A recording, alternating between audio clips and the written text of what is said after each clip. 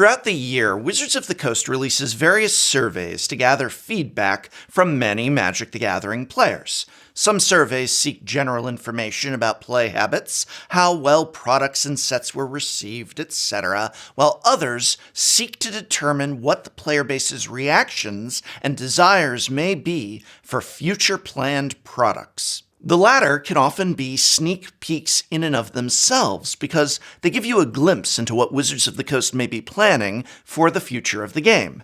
Yesterday, for example, Wizards sent out surveys specifically to customers who had purchased secret lairs, and in it, they reveal what may very well be in store for us. I thought I'd take the survey with you all now and share my thoughts and evaluation as I do.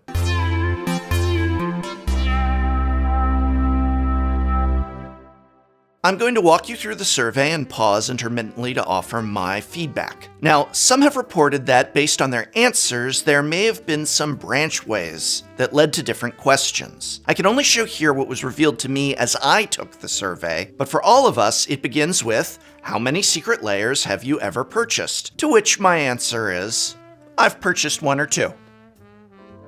And then we jump right into it. Suppose Wizards of the Coast were to offer a secret lair subscription program. Subscription here means, and they bolded this next part, an agreement to pay for and receive one of each secret lair drop. And you can have more than one subscription. For each subscription, you receive one of each new drop when it's released, it's shipped free, and subscribers' drops always ship first. When a new drop releases, you will be billed for the price of the drop, including any discounts for bundled drops. You could cancel or change the quantities at any time. Alright, so a secret lair subscription service. Interesting. So for a single payment, you will then get one of every secret lair released that year, with free shipping and priority shipping? I have a lot of questions about this, first of all being, how much is it, and how many secret lairs do you get? It would have to be a pay-as-you-go sort of thing, like you're just committing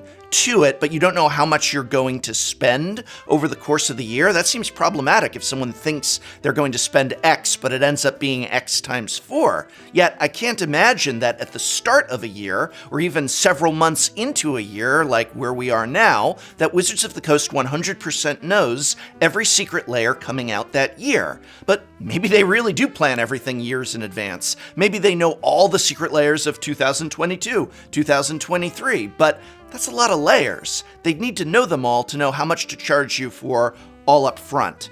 I don't quite know what this is going to cost or how. For example, if you were to have purchased one of every secret lair in 2020, you would have spent about $929.76.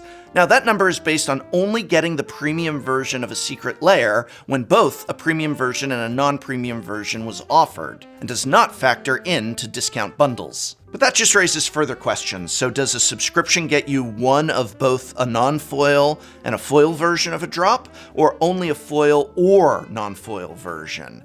Do you have any say? It said something about being able to make changes to quantities, but what about the premium style? And also, while shipping is said to be free, what about a discount on bulk purchases? I did not notice any mentioning in that of an additional discount, so I'm subscribing to buy one of every secret lair for an entire year. Do I get anything knocked off the top of that, or just free shipping? And does that free shipping apply to countries outside of the United States? Are we giving free shipping to Australia, South Africa, Brazil? Some of the follow-up questions ask about foil versus non-foil, but also seem to want to know if you'd subscribe more than once, meaning would you want playsets, etc. The next question goes to another idea they seem to be batting around, a secret lair membership. This is different from a subscription, whereas here you are paying for benefits in addition to what you'd pay for buying the secret lairs. Membership here means an annual fee in exchange for specific benefits, is what they have written in bold.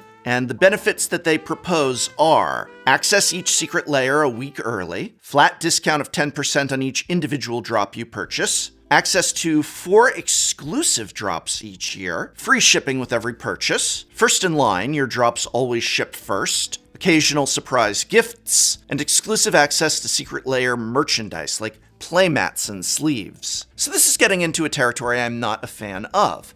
Offering Secret Lair aficionados, the people who are already buying one of every Secret Lair, a kind of discount or other perk for making that purchase all at once, fine. That could be something like a loot crate. That could be something like just getting a good bargain on saving the shipping costs. That's fine, I guess. But this membership idea means the people who pay aren't actually getting any product. Just perks as a shopper. Hey, pay Wizards of the Coast extra and get access a week early, but that really doesn't matter with Secret Lairs because there's no limited availability of Secret Lairs. So what does it matter if you have access a week early? Exclusive access to Secret Lair sleeves and playmats? Okay, do you still have to buy them? What's most disturbing is the item on there, which is access to exclusive Secret Lairs. Secret Lairs that can be purchased only by the people who have paid the membership fees. Just how much are those membership fees? $199 a year is proposed, and you can be darn sure that this is a plan on paper already if they are throwing out a solid, specific number like that. Here's what that $199 would get you. 4 things. Opportunity to purchase 4 exclusive member drops, 10% discount on all Secret Lair purchases, free shipping on all orders, and orders shipped the day of the sale. A $99 version is also proposed with the same benefits minus the 10% discount. There's a lot to unpack here, and none of it is very pretty. Let's start with the 10% discount off of whatever Secret Lairs you would buy. In order to get back the $200 that you spent in order to receive the 10% discount, you'd need to spend $2,000 on Secret Lairs just to break even. That's with no savings, but just breaking even.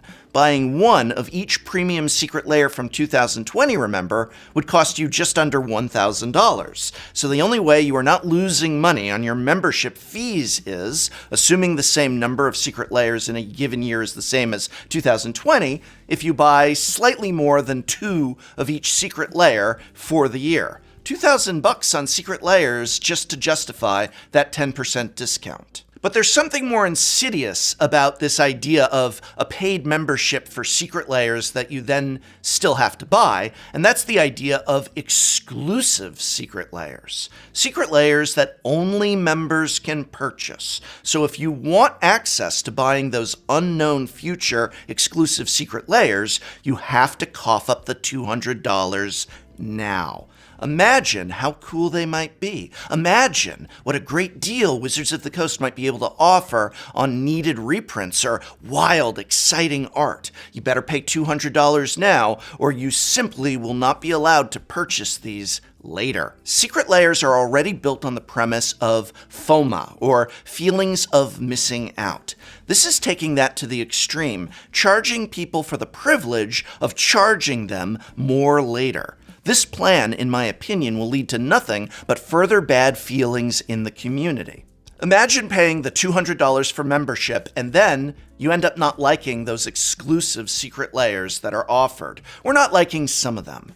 You might feel as though you were suckered. I mean, you literally just gave Wizards of the Coast, this giant rich corporation that's making an absolute killing in terms of profits. You just gave them $200 for the privilege of buying exclusive items and then dang, didn't really like those exclusive items. Nice of you to donate cash to Wizards of the Coast in these tough times. Now imagine the rest of us, those of us who can't afford $200 a year to Wizards of the Coast for the privilege of buying exclusive Lairs. That's feel-bads right there as well. Imagine if the first of these exclusive Secret Lairs is something really juiced up, which you know they're going to want to do. Something like full art fetch lands, all 5 of them, and it's $49.99. A special little rub of salt in the eyes of everyone who chose not to subscribe or were too poor to subscribe. With growing practices like this, I keep hearing other people ask, well, how does this affect you, the people who choose not to buy this? Just play the game and let others spend their money how they wish. And there is a certain validity to that. But I would argue at a certain point, At this point, it creates an atmosphere of antagonism, misery, and overall frustration within the full community. And I want to be clear here, please don't take things like this out on whales. Don't suddenly start attacking each other based on whether or not you can afford this or not. Wizards of the Coast seems to be intentionally manipulating our feelings and emotions for the purposes of monetization. This is based on FOMA, remember? This is based on feelings of missing out as a product. The fact that half the player base will become angry and resentful of the other half only fuels the company's pocketbooks. Remember when they tried to access our pocketbooks by making an amazing game that you wanted to play? Well, we're moving on to more psychological consumerism. The rest of the questions on the survey focused on general spending habits for secret lairs and Magic the Gathering as a whole. I'm showing them here. This is the complete survey as I saw it. But the key message, the key takeaway, is that Wizards needs more money from you. The profits need to double, remember, to keep doubling, to keep going higher and higher. So a plan is on the table now for a subscription service and/or exclusive membership services for secret lairs. Imagine if those exclusive secret lairs for members only end up having mechanically unique black border cards in them. Sure, they'll say they'll never do that. No, we're not going to do that. At first. They used to say that they'd never do half the stuff that they've done in the last couple years, remember. When increasing profit is the only yardstick by which the game company measures its own success, nothing is really off the table. And again, I really want to stress, I think companies have the right to make money. This isn't about, oh, Wizards of the Coast is trying to make money. I want Wizards of the Coast to make money, but I am also allowed to have opinions about how they make that money. So I ask myself the question, do I want them to make money like this? And I also ask myself, do I want to spend my money like this? I don't. You know what I'm starting to feel? Kind of apathy. I mean, it's like when everything is special, nothing is special, right? It's just this endless explosion, product after product, of colorful art on cards and no place to play them. Now they're wondering if they can charge people in order to charge people, all while making feelings of missing out a product in and of itself. So when I was drafting out this script, I asked myself at one point, what was the last Magic product you were really excited for that you can remember? And I started laughing because, of course I can remember the last product I was excited for. It was just a few weeks ago. Time Spiral Remastered. I was beyond excited. And then Wizards of the Coast printed 5 of them and moved on to the next thing. No one got to play it. The price is through the roof, and if they are ever going to print more, they'll probably just funnel it onto Amazon so that they can sell it for the marked up price, instead of sending any to local game stores. Yay! Hey, with all this giant amounts of cash that the company's making that we're hearing about all the time, all this interest now in membership services, subscription services, why not come up with some that benefit the players? I mean, of the game. For example, how about a subscription to Magic Arena or Magic Online where I pay $19.99 a month and just have 4 of every card? No. How about where my spending that $200 gets me, cards. I spend the money and then I get something back for that money instead of the opportunity to spend more money on something if I like it. We'll tell you what it is later. So I filled out the survey, but it could be summed up as this. I would never pay for the privilege to pay for Magic the Gathering cards. This economic model, these economic practices, do affect those of us who are not interested, because this is the environment of the game now. This is what Magic the Gathering is turning into, has turned into. And you know what? I don't think I like it. But that's just my survey. What about yours?